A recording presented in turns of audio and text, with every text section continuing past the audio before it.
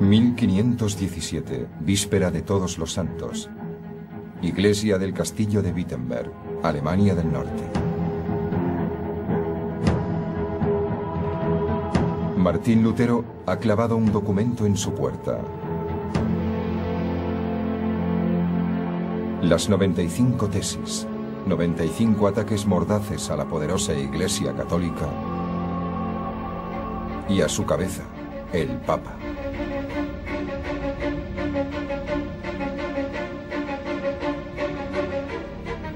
Lutero no sabe que con este gesto acaba de desencadenar un huracán.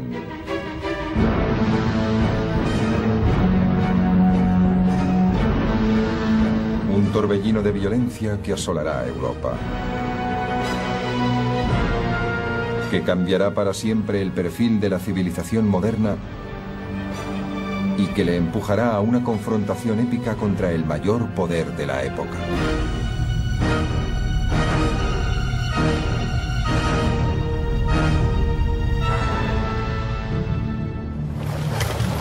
Alemania, febrero de 1546.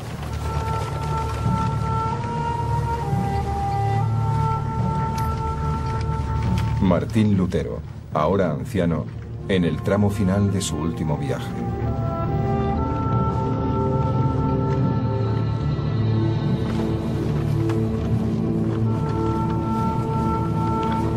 Sabe Dios que jamás pretendí llegar tan lejos como lo hice. Jamás creí que Roma fuese a desencadenar semejante tormenta por un simple trozo de papel.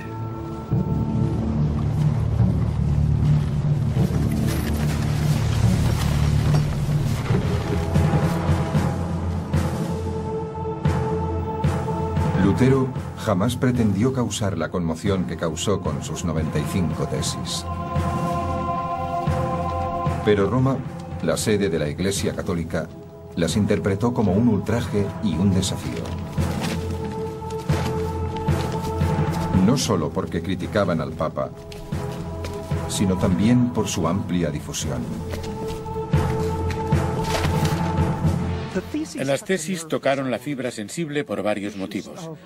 Trataban asuntos importantes para mucha gente, sobre la Iglesia y su relación con la economía, sobre la salvación y lo que la gente debía hacer para salvarse. Aquel combinado surtió efecto en un momento en el que la gente empezaba a resentirse con el modo en que la Iglesia se aprovechaba de su deseo de salvarse. Las tesis dieron a la gente mucho de qué hablar.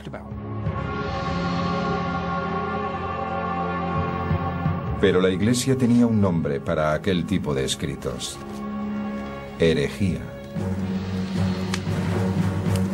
Y la herejía exigía una respuesta rápida. Las primeras víctimas fueron los libros de Lutero. La siguiente sería el propio Lutero.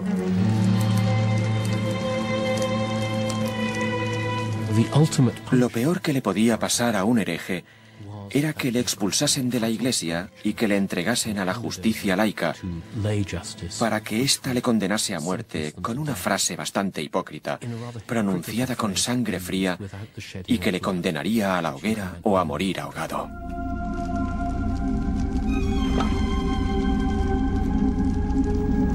Apenas 100 años antes, un hombre llamado Hus había criticado a la Iglesia prácticamente por los mismos motivos que Lutero.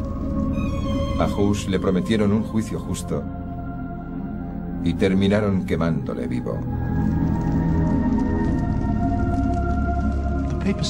El papado podía destrozarte. No se lo pensaba dos veces. Tenía unos mecanismos sorprendentes y eficaces para detectar y corregir errores, entre ellos la Santa Inquisición y la eliminación de individuos. Debo decir que Lutero se metió en un circo con unos gladiadores sumamente peligrosos y tenía muchas posibilidades de morir.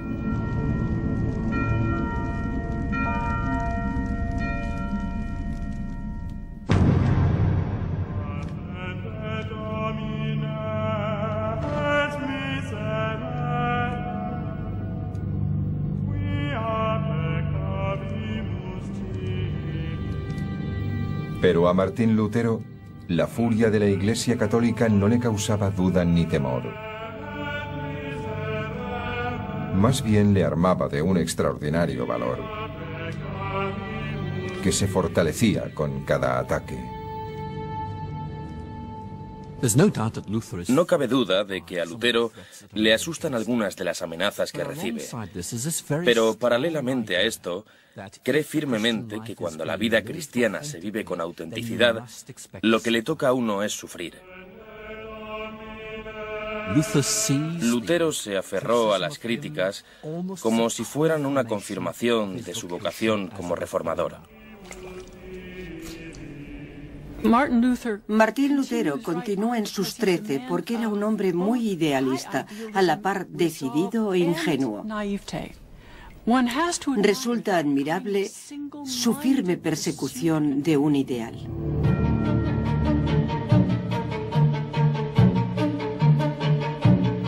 Lutero se enfrentó a la Iglesia como nunca antes lo había hecho nadie.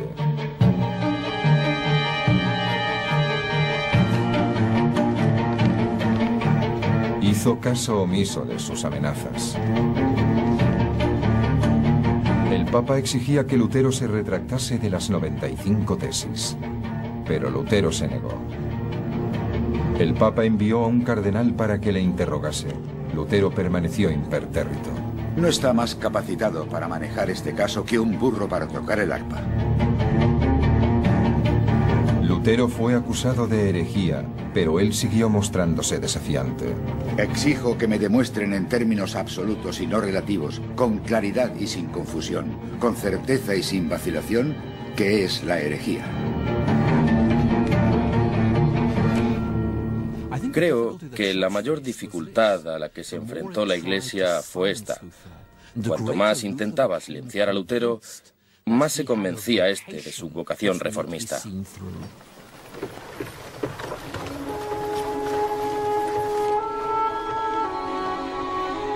Deseaba pensar libremente, sin someterme a la autoridad de nadie.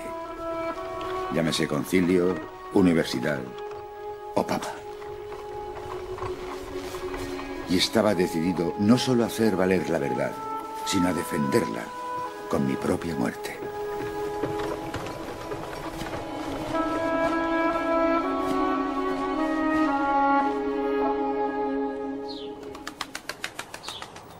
La furia que los escritos de Lutero habían causado en Roma iba en aumento. El Papa León X recurrió al arma más potente de su arsenal: la excomunión. De este modo, León podría condenar a Lutero a una eternidad en el infierno en la próxima vida y a la marginalidad en esta. Para el cristiano medio, la excomunión papal significaba que si morías sin reconciliarte con la Iglesia, ibas a pasar la eternidad en el infierno. El documento fue redactado en el magnífico refugio de caza de León, a las afueras de Roma, y el texto era un fiel reflejo de la actividad favorita del pontífice, la caza del jabalí. Alzaos, oh Señor, protegeos, ya que un jabalí del bosque pretende destrozar vuestra viña. Debemos proceder contra Martín Lutero. Debemos sentenciarle y condenarle, puesto que su fe es notablemente sospechosa, siendo de hecho no más que un hereje. En teoría, aquel documento sellado con el gran escudo papal de las llaves cruzadas de San Pedro también sellaba el destino de Lutero, ya que a partir de aquel momento podía ser arrestado por cualquier autoridad secular o eclesiástica.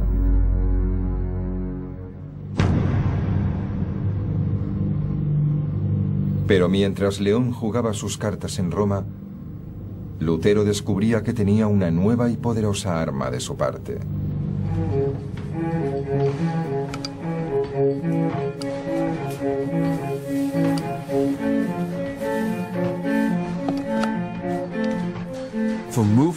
Para que un movimiento se propague, hay que propagar sus ideas.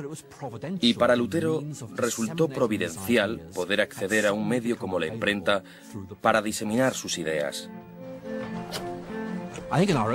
Creo que hoy en día somos muy conscientes de lo mucho que las cosas han cambiado gracias a Internet. Internet es a nosotros lo que la imprenta a Lutero. Significaba que las ideas podían viajar, nada las podía detener. Lutero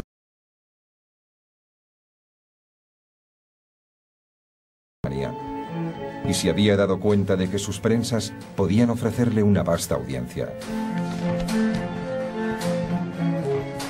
Dicen que Martín Lutero fue el primer propagandista, la primera persona que explotó realmente aquel nuevo medio.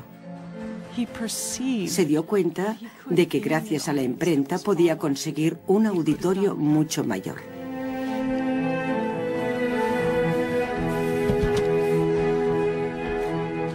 Lutero clavó un nuevo texto, dirigido a la nobleza cristiana de la nación germana.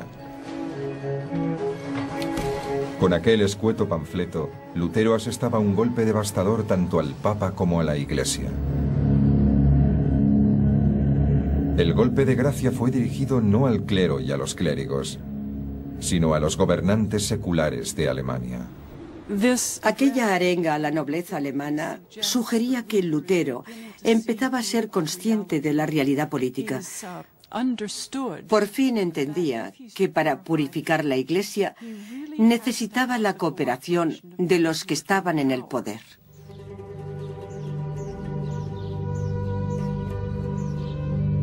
En la época de Lutero, Alemania era un mosaico de diminutas provincias.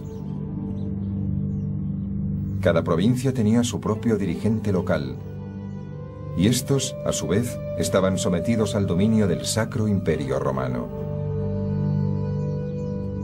A título individual, aquellos estados fragmentados carecían de la fuerza necesaria para oponerse a las continuas exigencias financieras de Roma.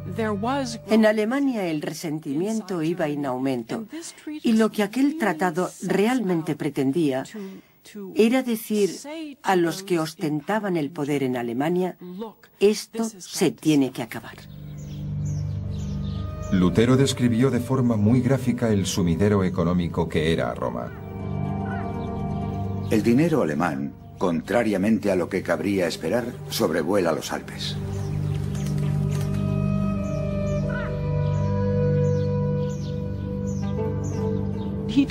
Habla del egoísmo del papado, de su séquito de secretarios, de los miles de secretarios que tiene el Papa, del modo en que el Papa se desplaza por la ciudad, seguido por una auténtica comparsa de asistentes.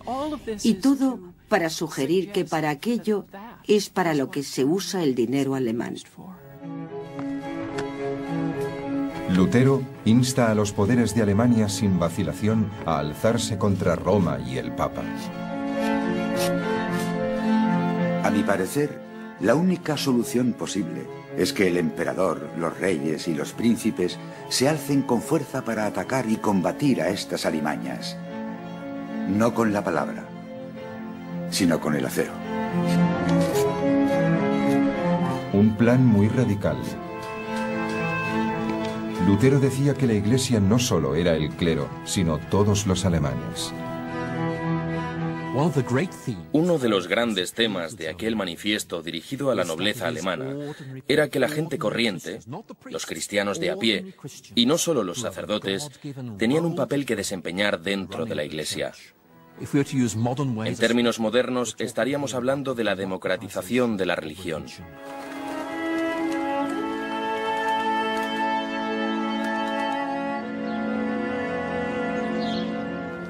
Pero la revolucionaria obra de Lutero iba a tener consecuencias más inmediatas. De momento, le iba a salvar de caer en manos de la Iglesia para su juicio y ejecución.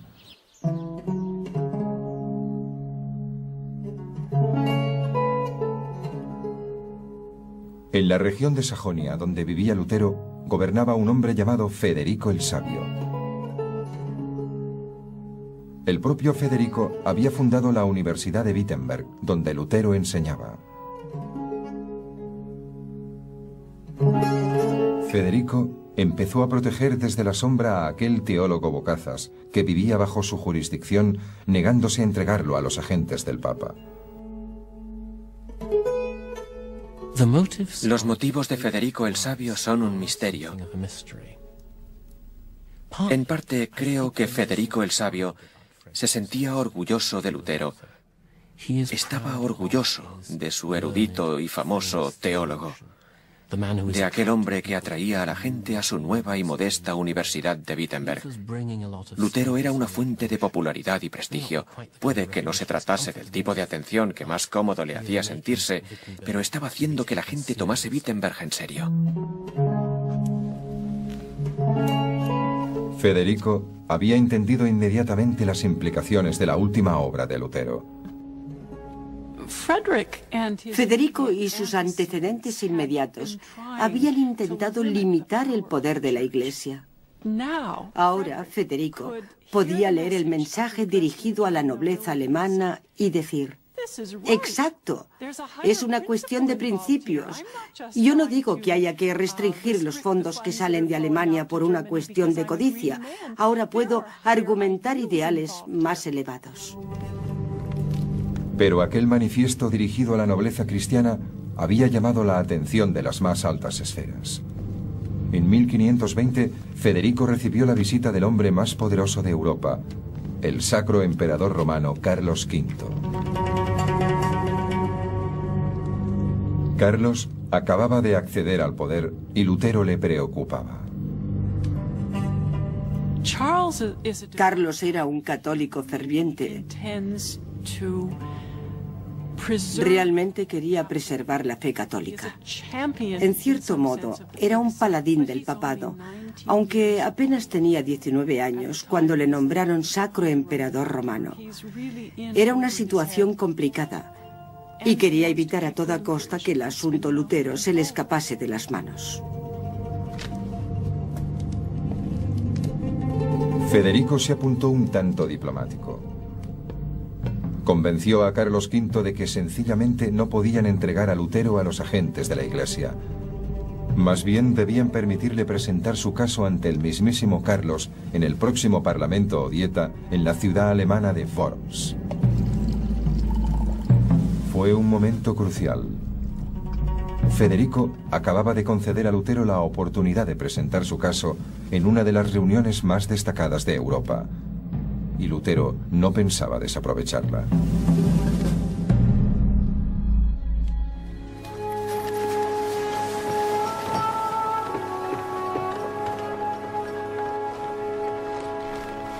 No pretendía obtener prestigio ni fama con mis escritos y panfletos.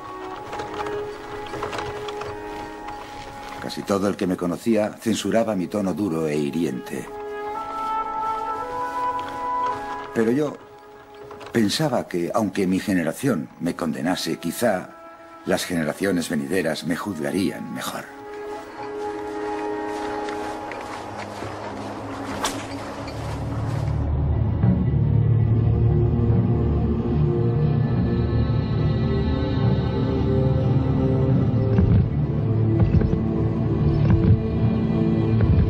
Un emisario papal se encargó de llevar al norte la gran bula de excomunión de León X. Había recibido instrucciones para mostrarla en todas las ciudades por las que pasara, a modo de advertencia para aquellos que sintiesen simpatía por Lutero y sus escritos. Pero cuanto más al norte viajaba, menor era el apoyo que encontraba. En Barford, donde Lutero había estudiado, el emisario mandó imprimir cientos de copias de la bula, pero la respuesta de los estudiantes universitarios fue tirar hasta la última copia al río que cruzaba la ciudad. No sin sarcasmo, rebautizaron la bula como bola e insistieron en que la querían ver flotar. Mientras tanto, los escritos de Lutero iban ganando audiencia. Escribía muy bien. Realmente escribía con mucho ingenio, con desprecio. Y mucha gente se sintió, no sé, fascinada por aquel hombre que empleaba un lenguaje tan crudo para dirigirse al Papa y a la Iglesia. El Papa debería mostrarse como el infecto pecador que es. Si Roma no es el mayor burdel que uno puede imaginar, entonces no sé qué es un burdel. Es un erudito. Creció desde muy pequeño entre libros y manuscritos. Y sabe extremadamente bien qué palabras funcionan y con quién. Había tal horda de sabandijas en Roma como jamás se viera en Babilonia. El Papa debería controlarse y apartar sus manos del pastel. Es un escritor increíble. Utiliza un vocabulario profano y sencillo. Es muy divertido leerlo en voz alta. Es sarcástico, ingenioso, profundo. Es un gran consolador. Si te atacaba Lutero, te dejaba, vamos, que te hacía pedazos. Impresas junto a los textos de Lutero, para aquellos que no sabían leer, había analogías visuales. Grabados gráficos en madera que mostraban al Papa entregándose al lujo y a la corrupción, y que mostraban al Papa con un siervo de Satán.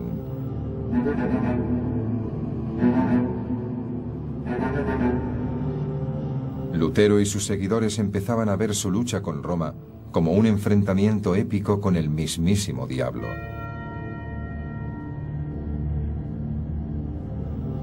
Lutero, decididamente, no era un hombre moderno. Lutero es un hombre medieval. Entiende el mundo a través del prisma de la Biblia. Estaba absolutamente convencido de que se enfrentaba al anticristo. No era un enfrentamiento entre Martín Lutero y unos políticos. Era una batalla apocalíptica.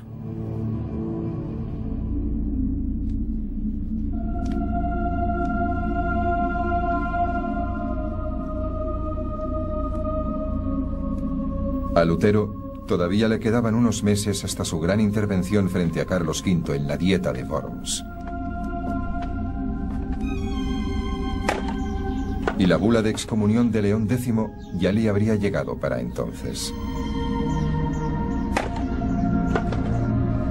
Tenía un nuevo objetivo: redactar minuciosamente un nuevo sistema de fe.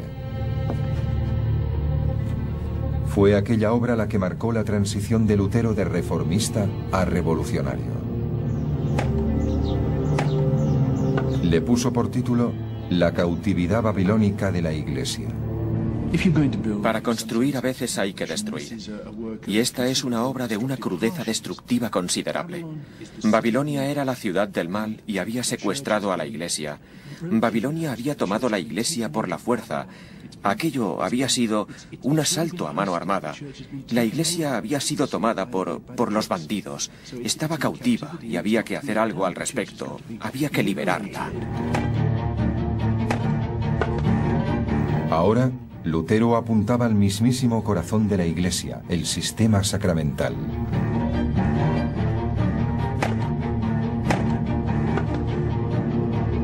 Según la Iglesia católica, un hombre solo podía alcanzar la salvación y el cielo eterno a través de aquellos rituales especiales.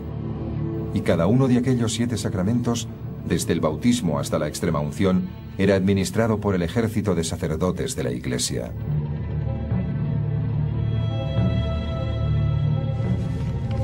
Sin embargo, cuando Lutero revisó las Sagradas Escrituras, solo pudo encontrar 2 sacramentos. Lutero dice en La cautividad babilónica de la Iglesia que en realidad solo hay 2 sacramentos, la Sagrada Comunión y el bautismo. El bautismo nos hace miembros del rebaño de Dios y la comunión es un método tangible por el cual Dios se cerciora de nuestra fe. Tomad, este es mi cuerpo y esta es mi sangre. Lutero aseguraba que los restantes sacramentos eran una invención de la Iglesia y que había que desecharlos. De un plumazo, Lutero acabó con siglos de rituales y ceremonias.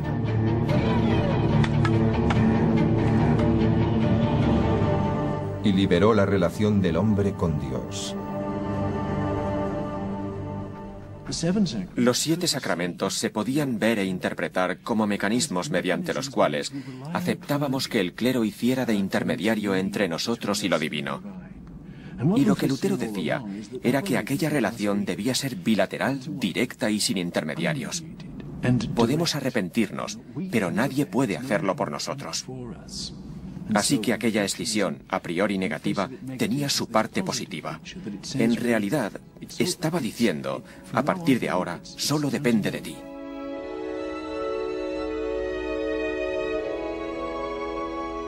Lo que yo digo es que ningún papa, obispo o sacerdote tiene derecho a imponer su voluntad sobre el hombre cristiano, ya que todo cristiano es ministro de Dios. Redefinió la relación entre el individuo y Dios radicalmente, eliminando los intermediarios. Es como si alguien controlase las tuberías que llevan el agua hasta tu casa y de repente pudieras cavar tu propio pozo. Dejarías de depender de la depuradora central de la Iglesia.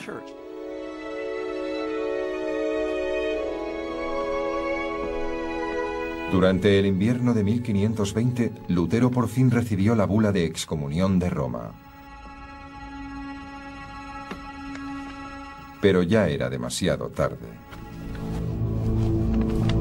Según sus propias palabras, Lutero había desatado un huracán. Se podría decir que estas obras fueron un manifiesto revolucionario, no solo para la Iglesia, sino también para la sociedad. Lutero estaba diciendo que los cristianos de a pie tenían algo que decir en todo aquello, y una vez la gente se lo empezó a creer, el mundo cambió para siempre.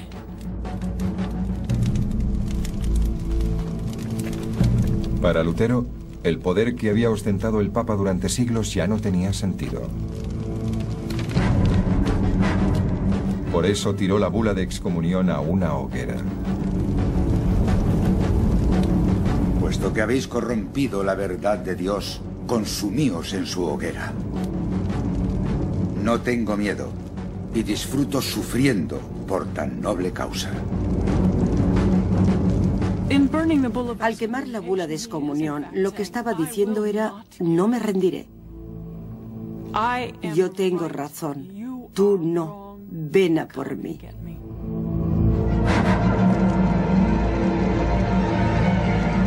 Lutero empezó a prepararse para su gran intervención frente a los poderes del Sacro Imperio Romano en la Dieta de Worms.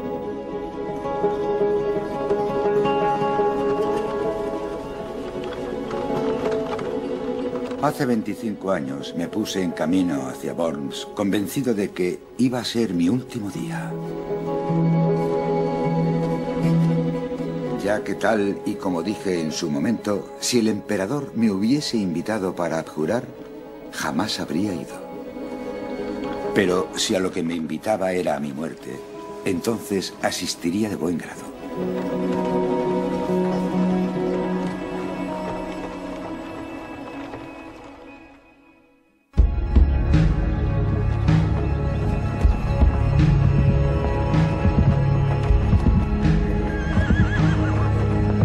El 2 de abril de 1521, Lutero partió de Wittenberg y viajó durante 2 semanas hasta llegar a Worms. Un paso por delante iba su escolta, un heraldo imperial de Carlos V y garantía de salvoconducto.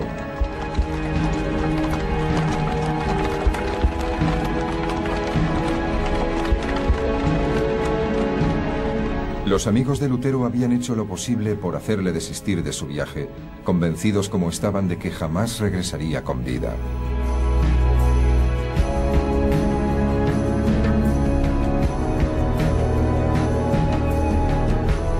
Pero durante su viaje por Alemania, Lutero empezó a ser consciente de la enorme popularidad de su causa y de su obra.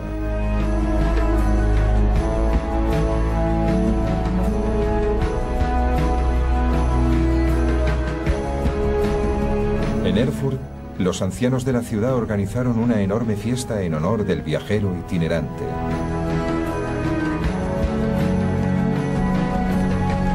En Frankfurt, los publicistas de la ciudad le agasajaron con regalos. Después de todo, era uno de los autores de mayor éxito de Europa.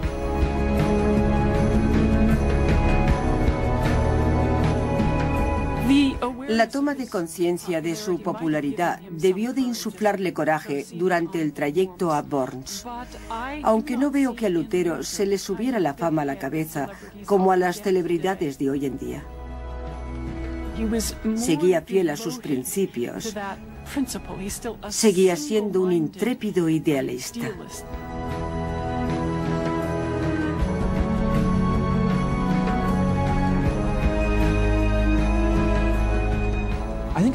Creo que durante su viaje a Worms, Lutero tiene sentimientos encontrados.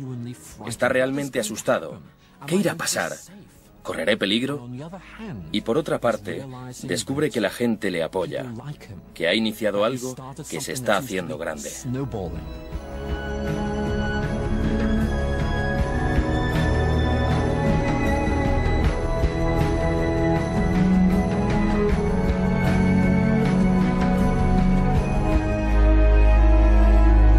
La mañana del 16 de abril, Lutero llega por fin a la ciudad de Worms.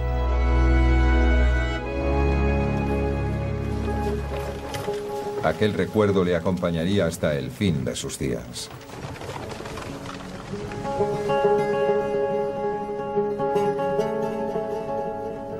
Aquel día me recibió una multitud. La ciudad entera se agolpaba en las calles.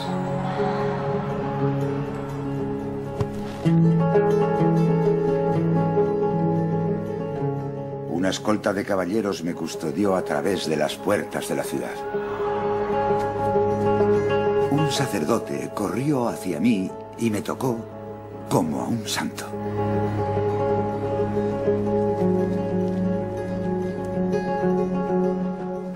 Al llegar Lutero, la gente lo miraba boquiabierta y lo jaleaba. Uno de los representantes papales diría en Roma que 9 de cada 10 personas gritaban «¡Larga vida Lutero!».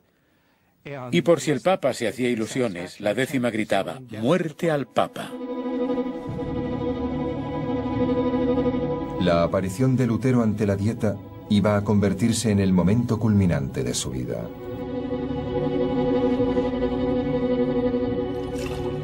Hacía calor, pero el sol ya se había puesto en un rojo resplandor.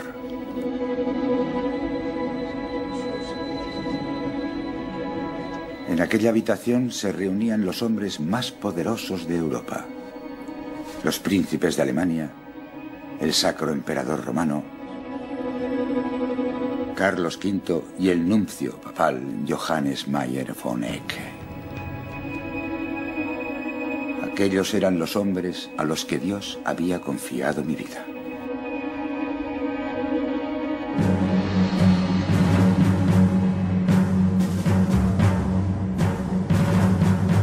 La única persona en la habitación que conocía a Lutero era su propio príncipe, Federico el Sabio.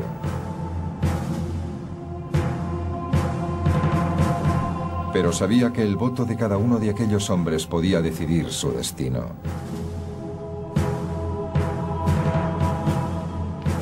El enviado del Papa solo tenía una petición: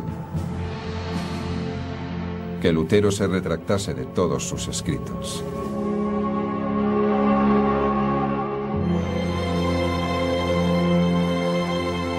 Pero Lutero se mantuvo fiel a sus principios y a sus palabras. Debemos pensar en lo aterrador que aquello debió de ser para Lutero. Frente a él se encontraban las fuerzas de la Iglesia y del Estado, y seguro que lo sometieron a una gran presión con el fin de que se retractase. Querían que dijera: no debí hacerlo, no debí decirlo. Le mostraron un montón de libros y le preguntaron si eran todos suyos. Sí, son todos míos y he escrito más, en caso de que alguien quiera leerlos. Se negó a retractarse de lo dicho en términos claros y sencillos. No acepto la autoridad de papas ni de concilios porque se contradicen a sí mismos.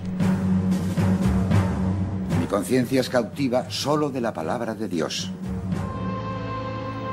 No puedo ni quiero retractarme de nada, puesto que no es prudente ni correcto obrar contra la conciencia. Según cuenta la leyenda, Lutero cerró su discurso con uno de los mayores alegatos de profunda rebeldía de la historia. Aquí estoy. No puedo hacer otra cosa. Que Dios me ayude. Amén.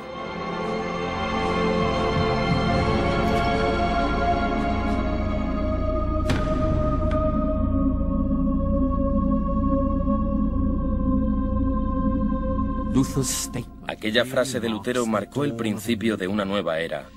Una era en que la gente normal iba a rebelarse ante la autoridad y a decirle: lo siento, esto es lo que creo, es lo que me dicta mi conciencia, y no puedo hacer nada. Creo que aquel fue uno de los momentos claves del origen de nuestra visión moderna de la libertad personal e institucional. Lo ocurrido en Worms fue muy intenso. Fue una situación en la que un hombre se levantó y dijo la verdad, en pro de la verdad y de la libertad de conciencia. De ahí que le veamos como un monumento a la libertad de conciencia. Es uno de esos casos en los que un individuo lucha por algo mucho más grande que él mismo.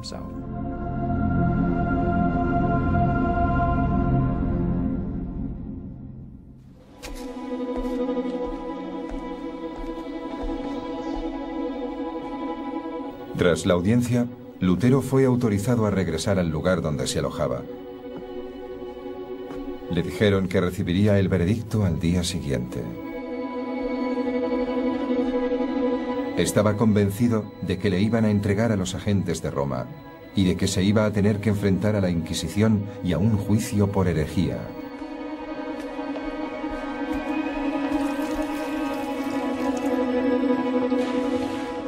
Pero entonces recibió un mensaje extraordinario.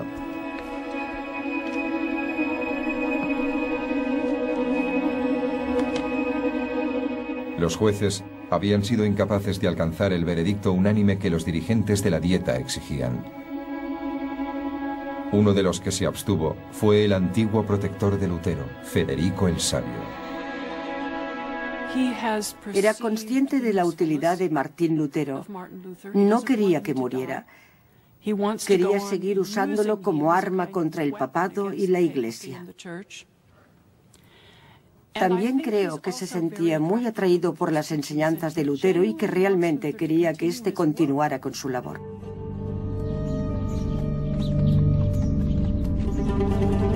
Garantizaron a Lutero un salvoconducto desde Worms hasta Wittenberg. Pero la amenaza de arresto por parte de la Iglesia seguía pendiendo sobre su cabeza. Federico tomó una decisión drástica.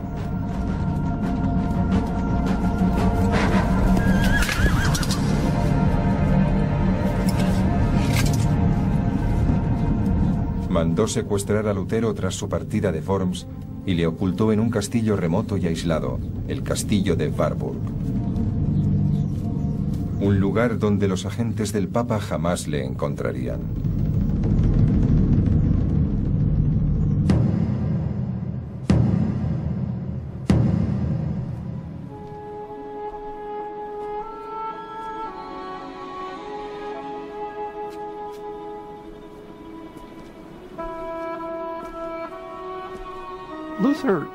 Lutero pasa de la increíble e intensa experiencia vivida durante la Dieta de Worms a una existencia solitaria recluido en Warburg. Pasa de un momento de gran euforia y júbilo a la depresión. Lutero volvió a sumirse en la desesperación y en la angustia del pasado. Y la depresión iba esta vez acompañada por una profunda sensación de que el diablo le perseguía. Quizá durante su asueto en Warburg tuvo más oportunidades de enfrentarse al diablo en persona. Precisamente cuando visitas Warburg, te muestran el pupitre desde el que Lutero le lanzó tinta al diablo. Creía que uno se encontraba al diablo todos los días.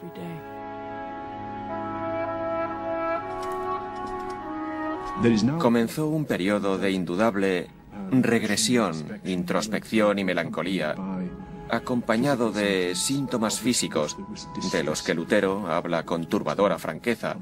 Volvieron el estreñimiento y Dios sabe qué más. Y creo que logró superar todo eso recurriendo al Prozac del pasado, el trabajo. Lutero se volcó una vez más en una de sus grandes empresas, la traducción de la Biblia al alemán, haciendo la palabra de Dios accesible al común de los mortales.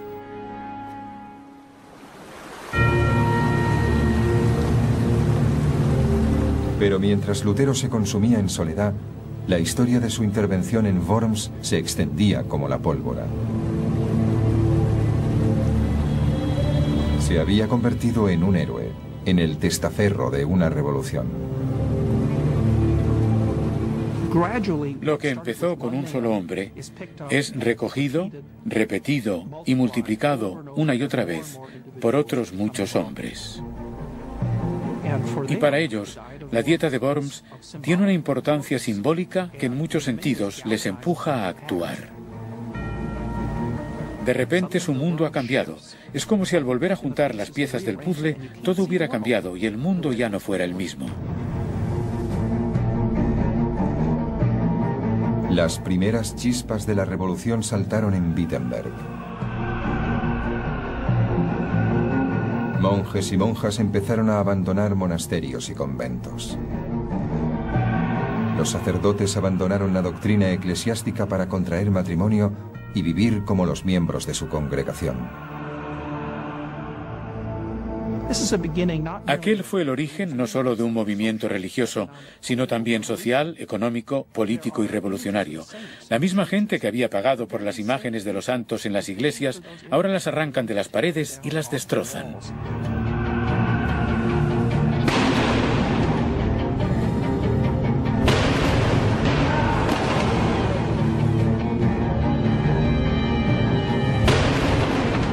Fue una rebelión imparable que se extendió por todas partes. Fueron los primeros pasos de lo que habría de convertirse en la Reforma.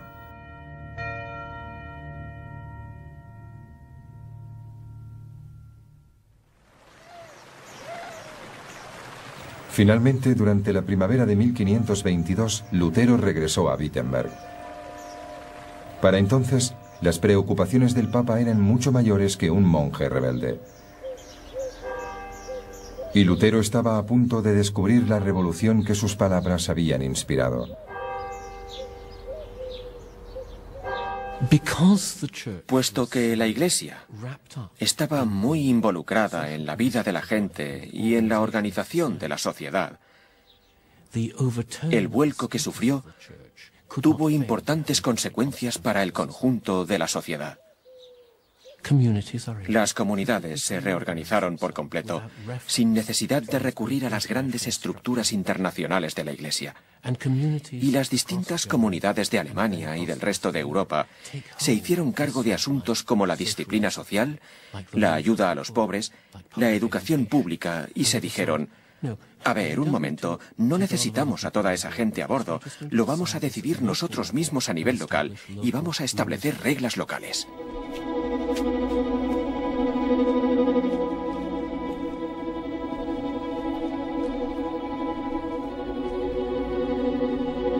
Los seguidores de Lutero pusieron Wittenberg patas arriba. Se hicieron con el control de la administración municipal, confiscaron los fondos de la Iglesia para crear un nuevo sistema de asistencia social y se pusieron al mando de las escuelas que antes dirigía la Iglesia.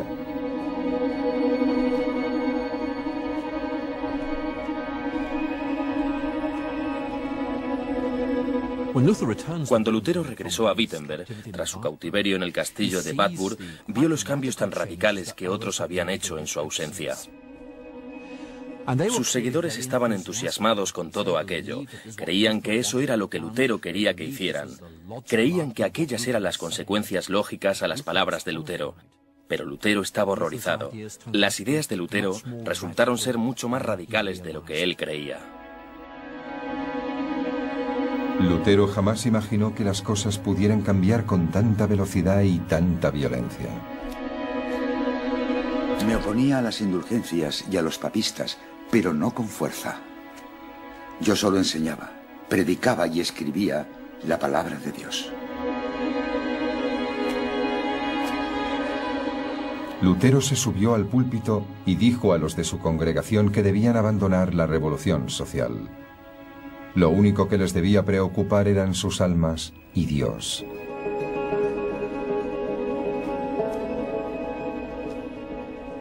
Lutero ya no controla unas ideas que ahora son del dominio público, pero eso no impide que se esfuerce por devolver el genio a la lámpara.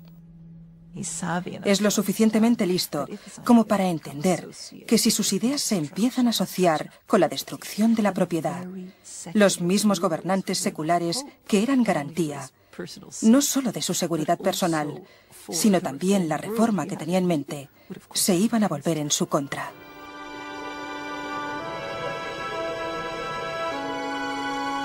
Pero a pesar de sus requerimientos al pueblo de Wittenberg, el espíritu de la revolución no hizo más que cobrar fuerza. Él inició algo que, como una bola de nieve que rueda colina abajo, cobró velocidad. Superó varios obstáculos y tomó una dirección que a él no le gustaba para terminar pulverizando la sociedad medieval de la que había salido. Una serie de alzamientos campesinos estallaron por todo el país. Inspirados en los llamamientos de Lutero a la libertad de fe, buscaban la libertad social de los campesinos alemanes. Donde Lutero dice, deberíais ser libres y no someteros a la autoridad de otros humanos en asuntos de fe, es muy fácil entender. Siervos, liberaos de vuestros señores. Lutero podía decir que él no había dicho aquello, pero la historia ha demostrado que sus palabras podían ser leídas e interpretadas de aquel modo, y así ocurrió.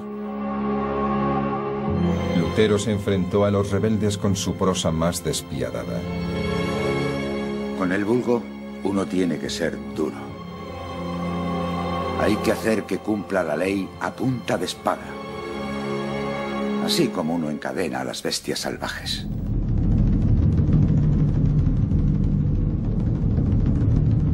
Los príncipes de Alemania respondieron con hechos a las palabras de Lutero.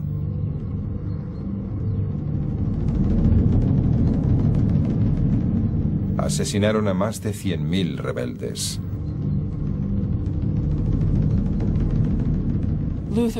La prosa de Lutero es extremadamente dura, violenta y letal. Aquel que mate a un campesino sublevado es el adecuado para hacerlo. Es tan radical que hasta la élite que actúa de forma dura, violenta y letal se sorprende.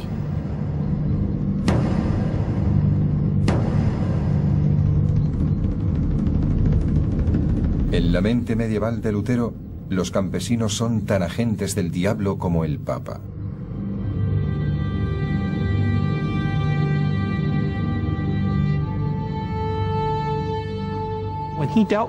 Cuando hablaba de los campesinos, decía que eran miembros de la alineación satánica. No eran meros seres humanos, eran siervos de Satán, cumplían una labor demoníaca. Y por tanto, él, como representante de la Iglesia de Cristo, debía atacarlos con todo el vigor del que disponía. Lutero siempre mantuvo su visión bíblica de que aquel era un conflicto apocalíptico. Por ello atacaba verbalmente a todo el que cuestionaba su idea del camino a la salvación. Tras los campesinos, los judíos se convirtieron en otro de sus infames objetivos.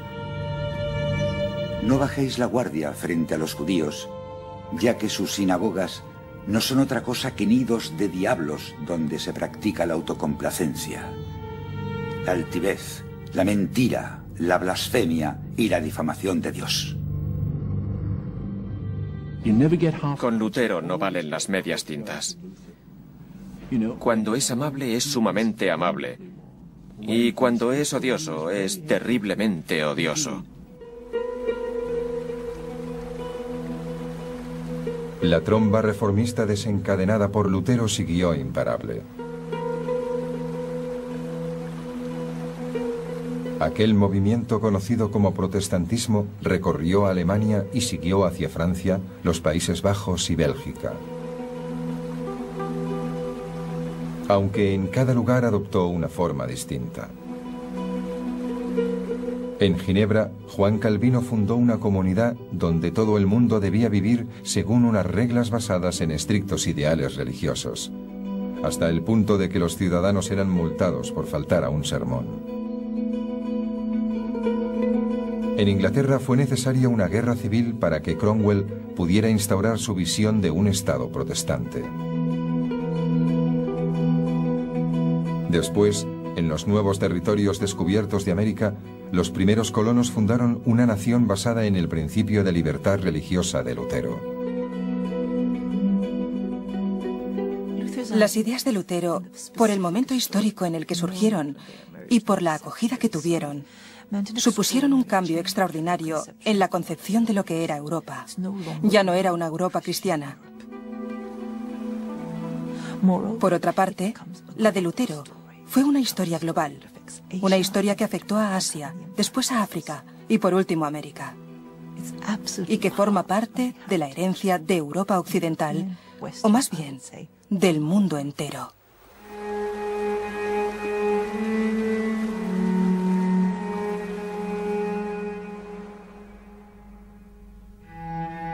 Sin embargo, Lutero jamás volvería a abandonar su provincia de Alemania.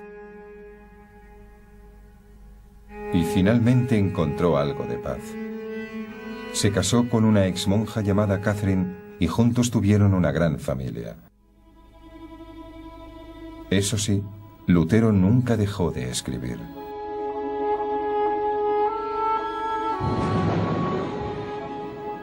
La historia de Lutero nos recuerda el poder del carisma individual. Tanto el carisma de la persona que se levanta y habla, como el carisma que viaja en las páginas escritas.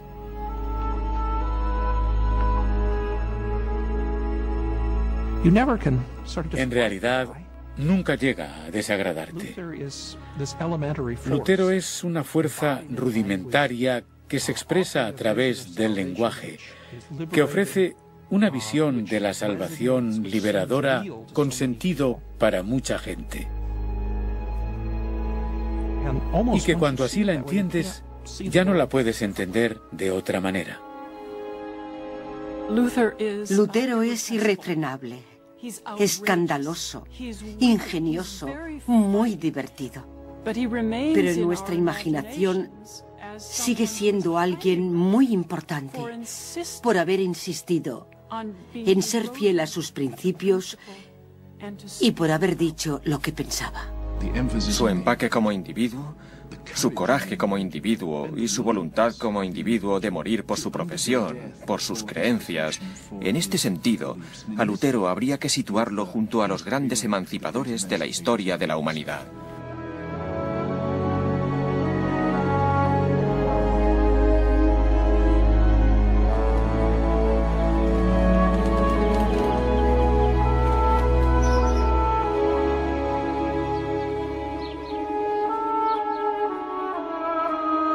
Lutero murió el invierno de 1546, víctima de un grave infarto tras un duro viaje a su ciudad natal, Eisleben.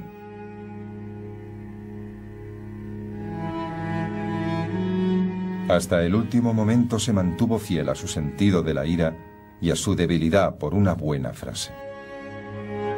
Cuando muera, quiero convertirme en fantasma.